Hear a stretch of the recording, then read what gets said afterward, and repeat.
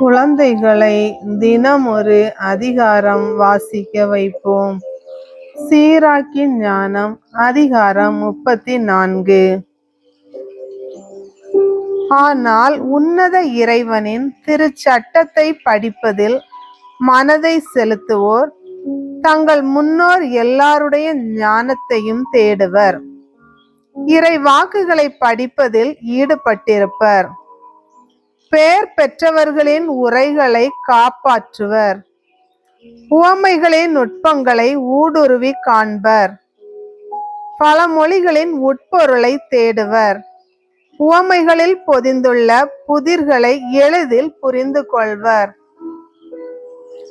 பெரியோர்கள் நடுவே பணியில் அமர்வர். ஆள்வோர் முன்னிலையில் தோன்றுவர். அயல் நாடுகளில் பயணம் செய்வர். மனிதரிடம் உள்ள நன்மை தீமைகளை ஆய்ந்தறிவர். வைகரையில் துயில் எழுவர். தங்களை படைத்த ஆண்டவரிடம் தங்கள் உள்ளத்தை கையளிப்பர். உன்னத இறைவன் திருமுன் மன்றாடுவர். வாய் திறந்து வேண்டுவர். தங்கள் பாவங்களுக்காக கெஞ்சி மன்றாடுவர். மாண்புமிகு ஆண்டவர் விரும்பினால் அவர்கள் அறிவு கூர்மையால் நிரப்பப்படுவார்கள். தங்கள் ஞானத்தின் மொழிகளை பொழிவார்கள். தங்கள் வேண்டுதலில் ஆண்டவருக்கு நன்றி செலுத்துவார்கள். தங்கள் அறிவுரையையும் அறிவாற்றலையும் நேரிய வழியில் செலுத்துவார்கள். ஆண்டவருடைய மறைபொருள்களை சிந்தித்து பார்ப்பார்கள். தாங்கள் கற்றறிந்த நற்பயிற்சியை விளக்கி காட்டுவார்கள். ஆண்டவருடைய உடன்படிக்கையின் திருச்சட்டத்தில் பெருமை கொள்வார்கள். பலர் அவர்களுடைய அறிவு கூர்மையை பாராட்டுவர். அவர்களது புகழ் ஒரு நாளும் நினைவிலிருந்து அகலாது. அவர்களுடைய நினைவு மறையாது. தலைமுறை தலைமுறைக்கும் அவர்களது பெயர் வாழும். நாடுகள் அவர்களது ஞானத்தை எடுத்துரைக்கும். மக்கள் சபையும் அவர்களது புகழ்ச்சியை அறிவிக்கும்.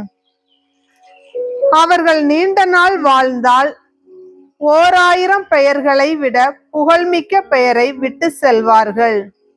இறந்தாலும் அப்பெயரே அவர்களுக்கு போதுமானது. நான் சிந்தித்தவற்றை இன்னும் எடுத்துரைப்பேன். முழு மதிப்போன்று அவற்றால் நிறைந்துள்ளேன். பற்றுறுதியுள்ள மக்களே, நான் சொல்வதை கேளுங்கள். நீரோடை அருகில் வளரும் ரோசாவை போன்று மலர்ந்து விரியுங்கள். சாம்பிராணி போன்று நறுமணம் பரப்புங்கள். லீலி போன்று மலருங்கள். நறுமணம் வீசுங்கள். புகழ் பாடல் பாடுங்கள். ஆண்டவருடைய எல்லா செயல்களுக்காகவும் அவரை போற்றுங்கள். அவருடைய பெயரை மாட்சிமைப்படுத்துங்கள்.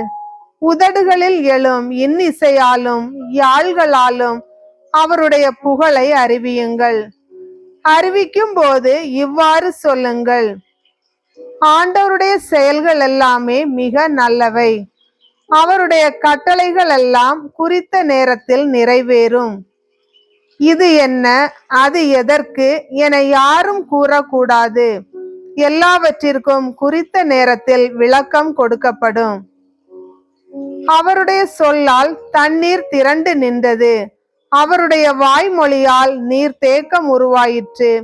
அவருடைய ஆணையால் அவர் விரும்பியதெல்லாம் நிறைவேறிற்று. மீட்பளிக்கும் அவரது ஆற்றலை கட்டுப்படுத்துகிறவர் எவரும் இல்லை. எல்லா மனிதர்களின் செயல்களும் அவர் திருமுன் இருக்கின்றன. அவருடைய கண்களுக்கு மறைவானது ஏதுமில்லை. என்றென்றும் அவர் பார்த்து கொண்டிருக்கிறார். அவருக்கு அரியது ஒன்றுமில்லை. இது என்ன, அது எதற்கு என யாரும் கூறக்கூடாது. ஒவ்வொன்றும் ஒரு நோக்கத்தோடு படைக்கப்பட்டுள்ளது. ஆண்டவருடைய ஆசி ஆறு போல பெருக்கெடுக்கிறது. காய்ந்த நிலத்தை வெள்ளப்பெருக்கு போல நனைக்கிறது. தண்ணீரை அவர் உப்பு நீராக மாற்றியது போல நாடுகள் அவருடைய சினத்தை உரிமையாக்கி கொள்ளும். அவருடைய வழிகள் தூயவர்களுக்கு நேரியனவாய் இருக்கின்றன. நெறி கெட்டவர்களுக்கு இடரலாய் இருக்கின்றன. தொடக்கத்திலிருந்தே நல்லவை நல்லவர்களுக்காக படைக்கப்பட்டுள்ளன, தீயவை பாவிகளுக்காக படைக்கப்பட்டுள்ளன. நீர், தீ, இரும்பு, உப்பு, கோதுமை மாவு, பால், தேன், திராட்சை ரசம், எண்ணெய், உடை ஆகியவை மனித வாழ்வின் அடிப்படை தேவைகளாகும். இவையெல்லாம் இறை பற்றுள்ளோருக்கு நல்லவையாகும், பாவிகளுக்கு தீயவையாக மாற்றப்படும். தண்டனைக்காக அவர் சில காற்றுகளை படைத்தார். அவருடைய சீற்றத்தால் அவை கொடிய வாதைகளாக மாறின. முடிவு காலத்தில் அவை தம் வலிமையை கொட்டி தம்மை படைத்தவருடைய சீற்றத்தை தணிக்கும்.